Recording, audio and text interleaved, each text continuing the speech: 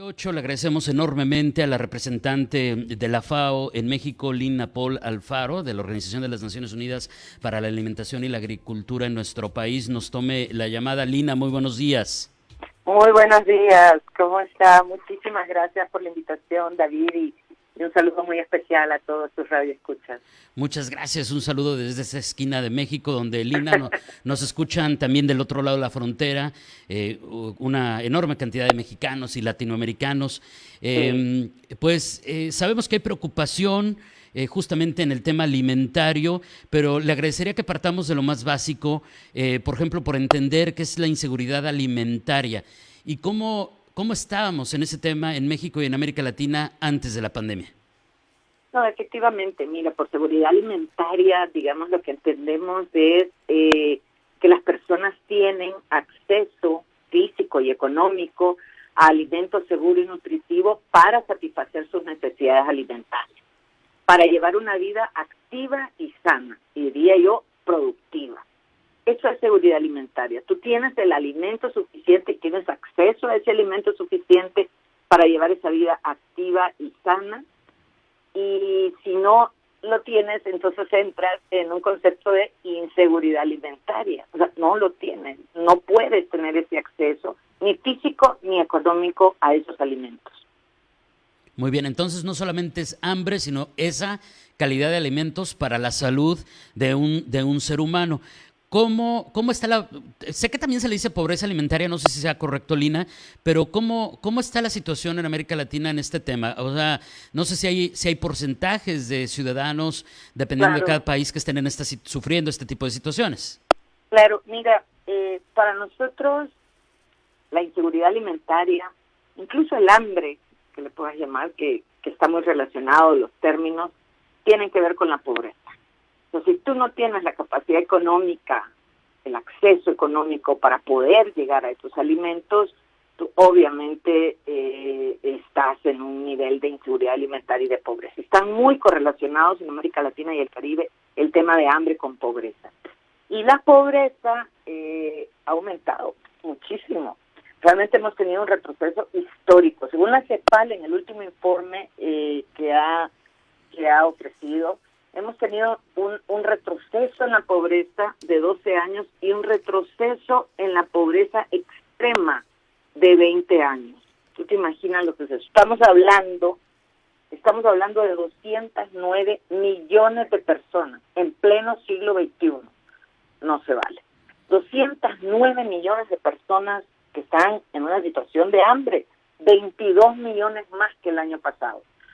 Obviamente ya veníamos mal, debemos decir eso, ya veníamos mal, ya veíamos un retroceso desde el 2014 en los indicadores de pobreza, pero francamente la pandemia nos ha golpeado muchísimo más. Estamos hablando, imagínate, y de, digamos, vulnerabilidad de las personas que pueden tener algún acceso a comida, pero que no tienen para comprar alimentos nutritivos, que además no tienen para comprar alimentos todo el tiempo, que se saltan comidas porque pues no tienen el dinero para hacerlo. En vulnerabilidad en América Latina y el Caribe estamos hablando de 491 millones de personas.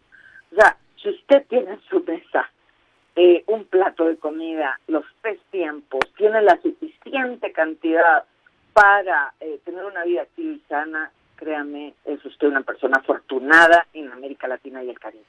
Qué cifras tan dolorosas, Lina, y qué Dolorosa. muy dolorosas. Es increíble lo que nos acaba de compartir. Sé que la siguiente pregunta tendrá ciertas obviedades, pero ¿cuáles fueron los principales elementos de la pandemia que generaron y agravaron esta crisis? Digo, sé que hay unas cosas muy obvias, ¿no? Pues se perdieron empleos, ¿no? Eso sería muy simple, pero supongo que el fenómeno, la situación es más compleja, ¿no?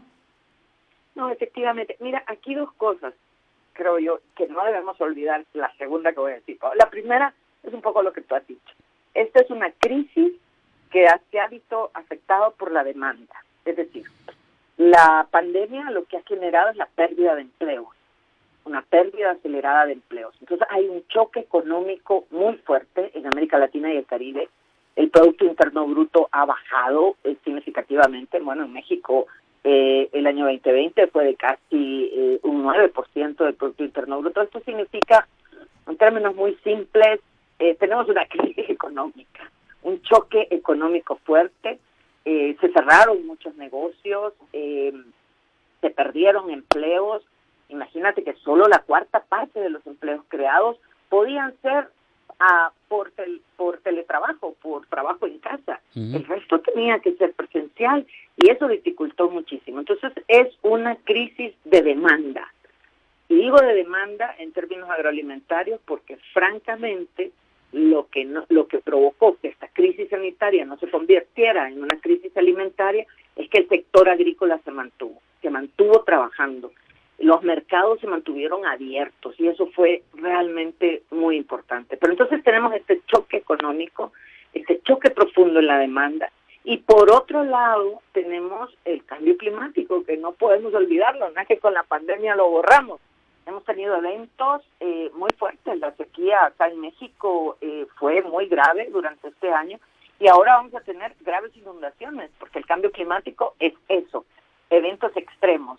Lo que antes eran sequías pues, que se manejaban, hoy son sequías muy prolongadas que no hay forma, no hay semilla mejorada, no hay semilla que lo resista.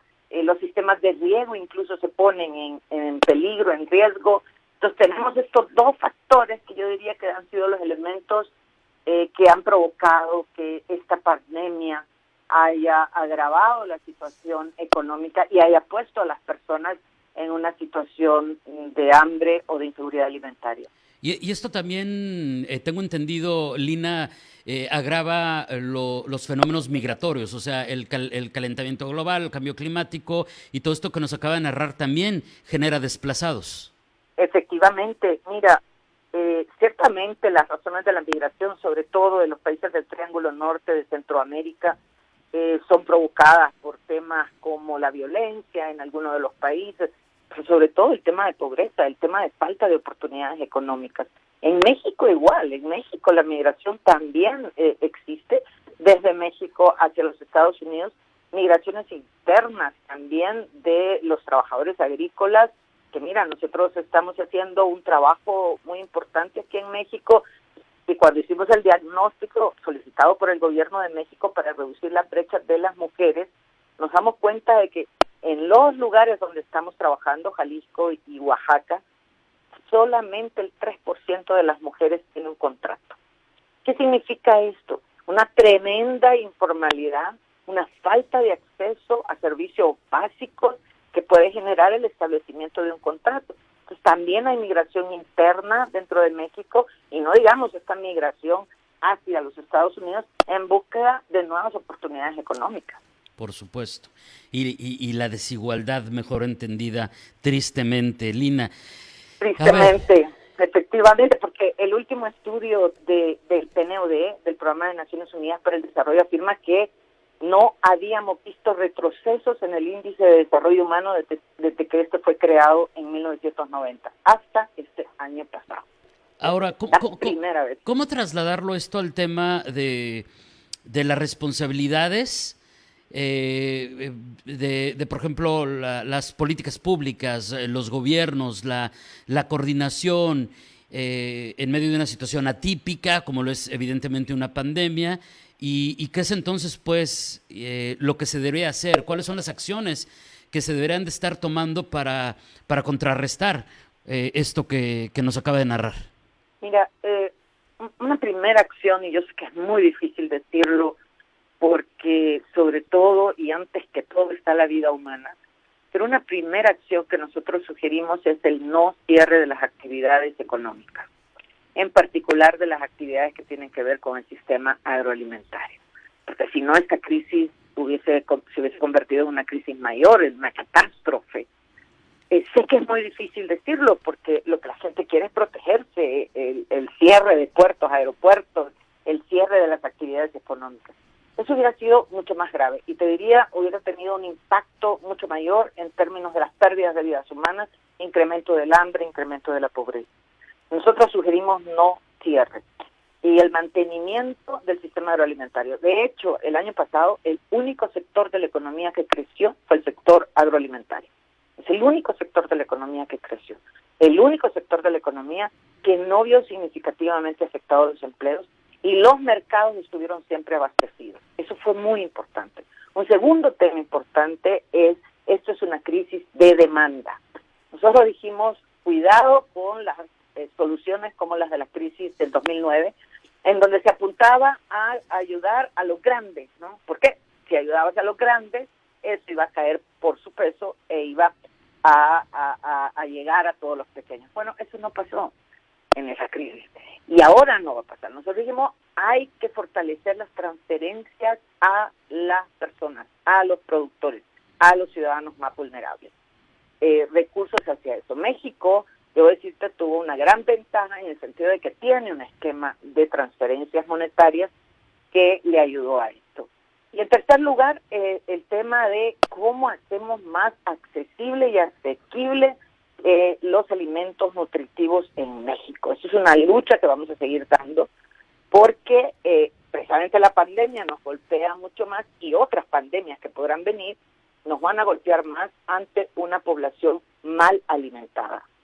Y quiero decir, en México los datos de sobrepeso, obesidad son realmente escandalosos. Entonces hay que hacer accesibles. América Latina y el Caribe es la región más cara del mundo para adquirir alimentos nutritivos y saludables, cuando es la región que más biodiversidad ofrece. Tenemos una agrobiodiversidad fantástica en México. Entonces, ¿cómo hacemos eso para realmente proteger a nuestra gente y protegerla ante cualquier otra eventualidad? Por supuesto. Lina, le quiero agradecer enormemente este tiempo, la oportunidad de volver a platicar con usted y pues compartir estos datos que pues de entrada creo que tienen la oportunidad de generar una gran conciencia de lo que estamos viviendo y después cuestionarnos qué podemos aportar también, ¿no? Desde la ciudadanía ante una situación, ¿no? Efectivamente, sobre todo porque el 40% de lo que se produce se pierde. Y mucho de esto se pierde en nosotros, en los ciudadanos, lo tiramos, no nos gusta, sí. Nos sobró en el refrigerador. Ojo, señores, por favor, ojo que 209 millones de personas no tienen que comer. Asegurémonos de no desperdiciar, de no perder y de hacerlo por nosotros, por la gente que sufre y por el planeta también. Sí, falta a veces empatía también, es doloroso entenderlo y diagnosticarlo. Lina, muchísimas gracias. Muchas gracias. Un abrazo David. A la distancia, buenos días. Igualmente, un saludo a todos allá por Tijuana y más allá. Gracias. Es Lina Paul Alfaro, representante de la FAO, de la Organización de las Naciones Unidas para la Alimentación y la Agricultura en México.